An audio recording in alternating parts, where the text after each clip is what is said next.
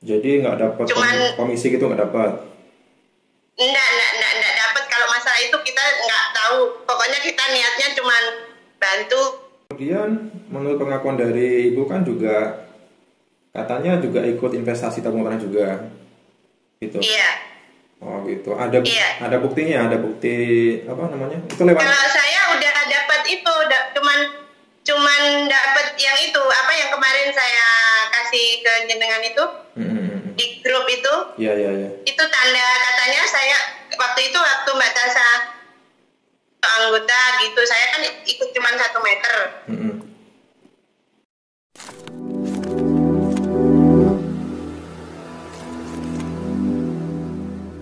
Assalamualaikum warahmatullahi wabarakatuh. Welcome back to my channel Detektif D. Ya teman-teman, kita lanjut lagi masih kasus tabung tanah.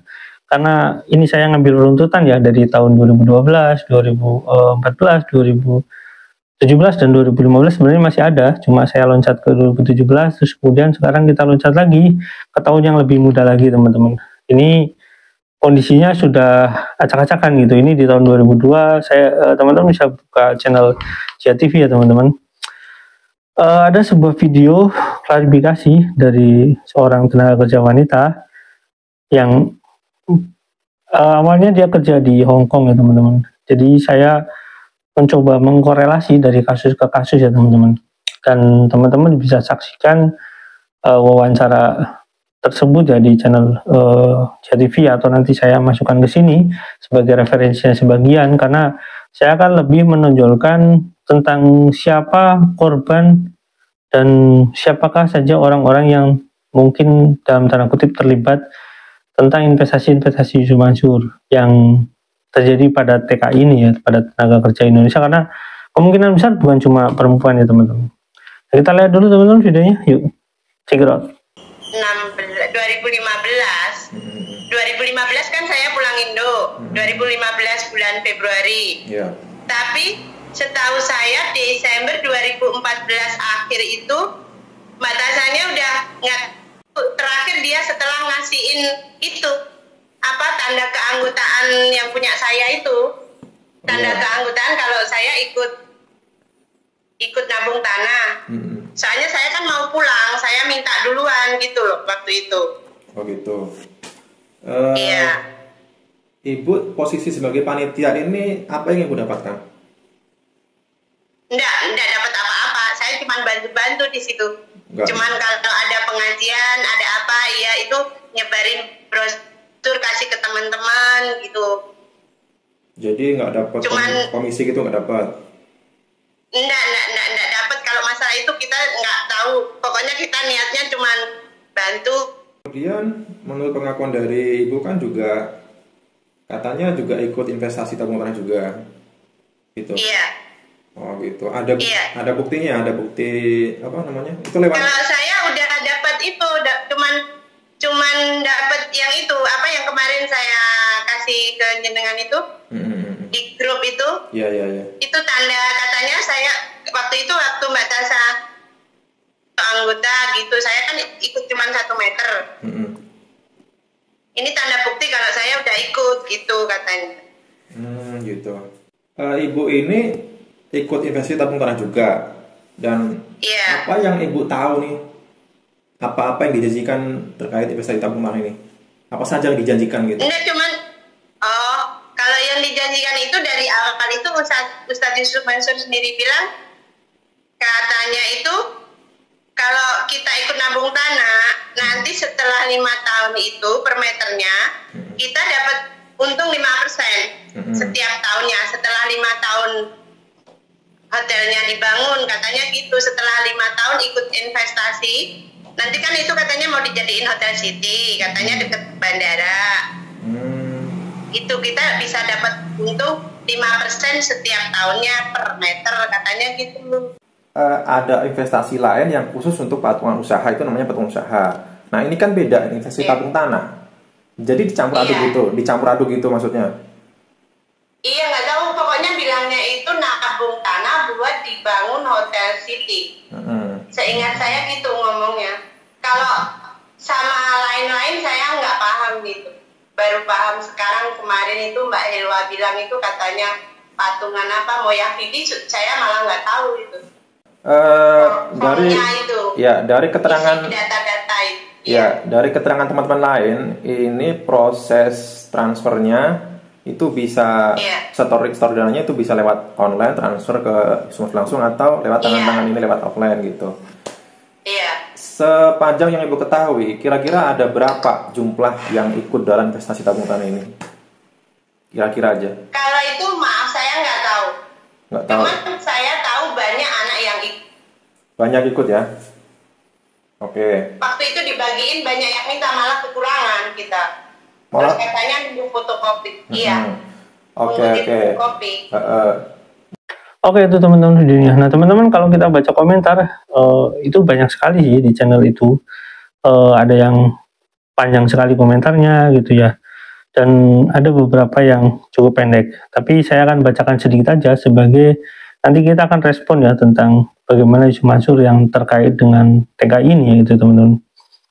Banyak yang sudah merasa tertipu, nggak bakal barokah, orang yang zalim yang menzalimi orang lain sekalipun berkedok ustadz dan agama, ya ada hubungannya, sulim ya tetap sulim ya teman-teman ya. Semua akan bermunculan karena mungkin sudah waktunya Allah memperlihatkan kebenaran ya. Memang gitu ya teman-teman.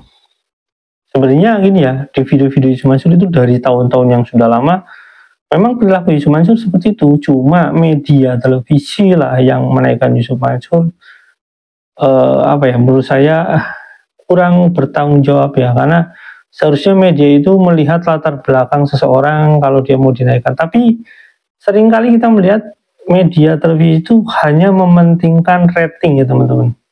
Jadi yang penting ratingnya naik gitu ya, walaupun yang didatangkan penipu atau misalkan penjahat sekalipun itu ya, yang penting naik ratingnya. Itu ya perilaku media itu udah menjadi rahasia umum. Bahkan ada pernyataan dari artis yang belakangan ini, ya mengundang ini ratingnya nggak naik, mengundang ini ratingnya nggak naik, terus mengundang yang itu naik. Nah seperti itu teman-teman. Jadi ya begitulah teman-teman, itu media dan korbannya masyarakat banyak. Jadi kalau kita bilang media itu kayak semacam ya mungkin salah satu pilar demokrasi, tapi ya juga menjadi salah satu pilar perusak bangsa juga sebenarnya. Ya lagi-lagi kembali lagi kepada bagaimana pemerintah dan mungkin yang terkait dengan media itu membenahi gitu ya, membenahi perilaku para wartawannya, perilaku para ya PT-PT itu ya, agar untuk lebih mementingkan pendidikan dan mungkin moral gitu ya, agar lebih ini. Tapi ya begitulah alasan mereka, ya kalau yang ini nggak rating, nggak naik gitu ya. Itulah teman-teman. Kita lanjut lagi teman-teman baca. IM berkedok agama, memperkaya diri hasil menipu untuk hidup bersenang-senang dengan keluarganya, tapi di dalam penderitaan umat yang dizalimi. Ya bener ya, dia suka keluar negeri juga jalan-jalan. Siapa yang berhutang lalu berniat tidak mau melunasinya, maka dia akan bertemu Allah pada hari kiamat dalam status sebagai pencuri. Ya, hadis riwayat Ibnu Majah ya. Ya begitulah teman-teman. Ucup dulu masuk penjara. Juga kasus tipu-tipu. Untung waktu kampung ngundang Ucup, saya pas luar kota. Kalau datang bisa-bisa datang naik motor, pulang jalan kaki. Ucup ayo diviralkan, dia biar aparat ya nanti ya seperti itulah cepat bertindak gitu ya. Jadi intinya mereka itu sudah kesel ya teman-teman. Nah ini saya ngebahas tentang TKI-nya. Saya dapat informasi dari tenaga kerja wanita juga. Jadi memang banyak sekali, mungkin jumlahnya ratusan atau ribuan itu yang menyetorkan kepada panitia secara cash atau mentransfer kepada panitia secara mungkin di sana ya pakai uang Hongkong atau gimana ya. Karena agak kesulitan ya teman-teman kalau misalkan orang itu mentransfer langsung kepada rekening yang ada di Indonesia, itu agak kesulitan. Ini saya kasih tahu aja biar teman-teman paham kenapa banyak korban di sini, korban patungan tabung tanah ya teman-teman. Jadi banyak sekali dari mereka itu menyerahkan uang kepada panitia dan nanti panitia akan memproses pengirimannya karena biar jumlahnya besar dan lebih ringan gitu ya biaya pengirimannya nanti mereka kumpulkan. Dan itu menjadi permasalahan yang cukup krusial di kasus ini teman-teman. Jadi karena panitia ini jadi kayak semacam ketempuhan gitu ya. Nah cuma yang agak beda teman-teman, saya bilang yang agak beda itu adalah Bunda Nuris. Saya nggak tahu Bunda Nuris emang benar-benar murni dia nggak dapat apa-apa sesuai dengan ibu ini, dia bilang dia nggak dapat apa-apa karena dia juga ternyata korban juga. Dan mungkin juga Bunda Nuris itu sebagai salah satu panitianya juga mungkin korban ya teman-teman. Tapi saya nggak tahu karena Bunda Nuris juga agak sulit untuk diajak komunikasi. Ya kita cuma berprasangka baik aja, mungkin Bunda Nuris itu kayak trauma gitu ya kalau diajak komunikasi karena takut disalahkan oleh para TKW yang masih bekerja di sana atau mantan TKW yang sekarang udah di Indonesia. Jadi sulit diajak komunikasi, tapi sempat bisa diajak komunikasi. Dan Bu Nuris sebenarnya menurut informasi dari orangnya gitu, Bu Nuris katanya sudah berkomunikasi dengan DM gitu, katanya ya Bu Nuris itu suruh mewakili nanti berapa orang gitu, nanti dikasih tahu, nanti dikembalikan ke Bunda Nuris, nanti dibagikan gitu. Tapi ternyata mungkin Yusuf Mansur ini omong-omong aja gitu ya, ngomong aja. Jadi sehingga Bunda Nuris ini ketika dia menyampaikan kepada para korban ini bilang seperti itu, seperti yang diucapkan Yusuf Mansur ini, katanya nanti Bunda Nuris suruh semacam suruh jadi mediator, dia mengumpulkan orang-orangnya. Tapi ternyata ketika beberapa waktu yang dijanjikan Yusuf Mansur itu mungkin tidak ditepati, sehingga Bunda Nuris ini merasa ya sekarang orang-orang pada menyalahkan Bunda Nuris ini gitu. Jadi daripada mungkin jadi korban gitu, jadi korban apa ya, misu-misu banyak ibu-ibu, atau jadi korban marah-marah bapak-bapak yang ikut investasi di sana, makanya mungkin Bunda Nuris ini ya mungkin ganti nomor dan menghilang gitu aja. Tapi saya nggak tahu, mudah-mudahan Bunda Nuris ini bisa mempertanggungjawabkannya dan dia bisa menjelaskan sebenarnya lebih baik jujur gitu ya. Ini bukan tentang Bunda Nurisnya, ini kan tentang investasinya gitu. Kalau Bunda Nuris bisa jujur, ternyata Yusuf Mansur yang memang yang sulit sekali untuk memenuhi kewajibannya, ya bilang aja gitu ya. Karena Yusuf Mansur sekarang siapa gitu, nggak akan ada yang percaya lagi.